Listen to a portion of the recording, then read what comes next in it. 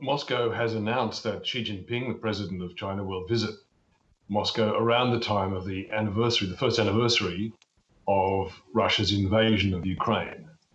Now, given the timing and the level of the visit, this is a major statement. This is a major statement by the leadership of China, a statement of support for Vladimir Putin, and a statement of tacit support for his invasion, for his war. So, you'll remember a year ago when Vladimir Putin and Xi Jinping signed their so-called no limits partnership. There was a lot of speculation, did Putin let Xi Jinping know that he was about to invade Ukraine and start this major war, or did he dupe him, or was Xi Jinping naive?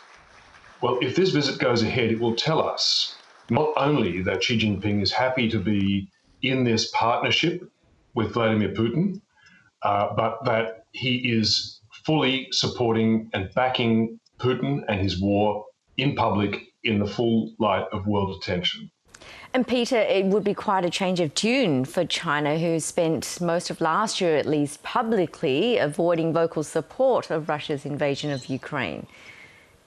That's absolutely right. So there have been two things going on with the Russia-China partnership this last year. Underneath, where the economics govern, where the money flows, China has become the biggest single buyer of Russian oil and gas by a huge margin. So that's been essential fiscal support to allow the Russian state to function and to pay for Putin's war machine. So in the reality, China has supported Putin's war in the most important ways. But on the surface, the second dimension, China has tried to appear much cooler, much more distant from Putin, and has even breathed a couple of words that have been closely parsed by analysts as being critical, maybe, of Putin. Well, this visit would be a very clear signal. No, we are not critical, we are not cool, we are in support of Vladimir Putin's Russia, and we are in support of his war. So that would tell us that Xi Jinping has decided to very overtly and publicly tighten that partnership, even though Putin is losing the war. And it would tell us, therefore, something about the attitude that Xi Jinping is prepared to take towards the US and the West, the obverse of his improving relationship with Putin. So how do you think the West would react to such a meeting? What do you predict might happen? Well, I think it's a reflection of the underlying reality that almost every day now we see China and the US further decoupling economically, technologically, financially. They are pulling apart into separate spheres. It's been called decoupling. It's also been called the new Cold War.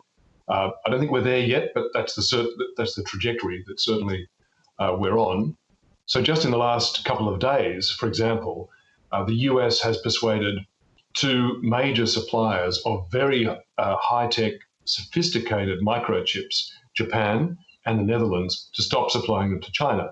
And today, there are reports from the US that the Biden administration is about to tell all US companies to stop selling any kind of microchips, even low-grade ones that go in standard phones, for example, to China, to Huawei, the controversial telecom equipment manufacturer.